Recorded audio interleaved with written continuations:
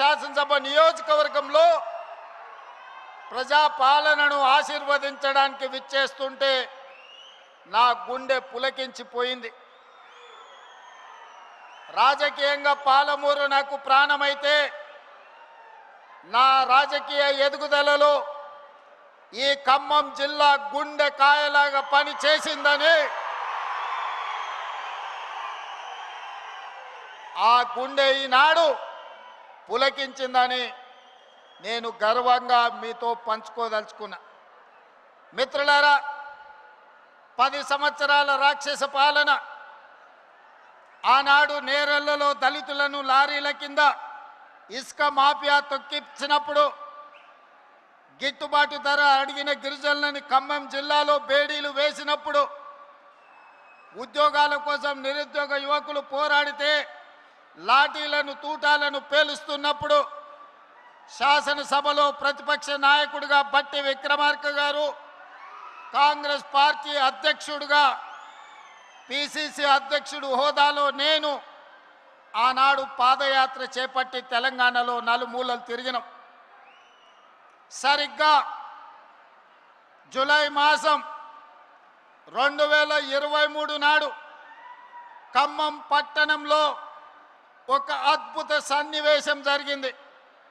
ఆనాడు ఆదిలాబాదులో మొదలైన మిత్రులు బట్టి విక్రమార్క గారి పర్యటన ఖమ్మం జిల్లాలో ముగింపు సందర్భంగా మిత్రుడు, మీ అభిమాన నాయకుడు సోదరుడు పొంగులేటి శ్రీనివాసరెడ్డి గారు కేసీఆర్ను, బీఆర్ఎస్ పార్టీని 100 అడుగుల గోతి తీసి పాతి పెట్టడానికి కంకణం కట్టుకొని ఇక్కడి నుంచి కూతవేటు దూరంలో ఆనాడు సమావేశాన్ని ఏర్పాటు చేసి మన అభిమాన నాయకుడు, కాబోయే భారత ప్రధాని రాహుల్ గాంధీ గారిని ఆహ్వానించినప్పుడు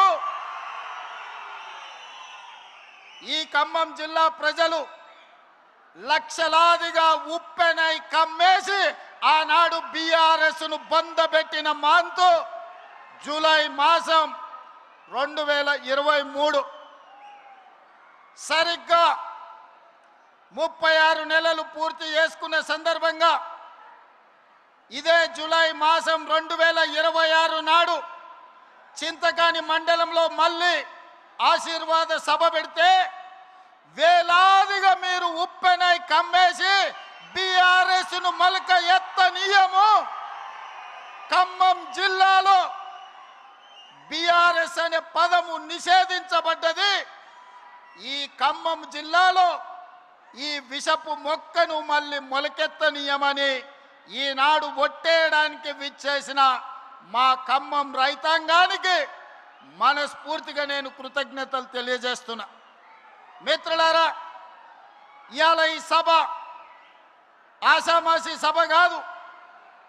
ఈ సభ పరిపాలనకు సంబంధించిన సభనే కాదు, భవిష్యత్ ప్రణాళికలను రచించుకొని తెలంగాణ రాష్ట్రం 4 కోట్ల ప్రజలు ఏ దిశగా ఏ వైపున రాబోయే శాసనసభ ఎన్నికల్లో తీర్పు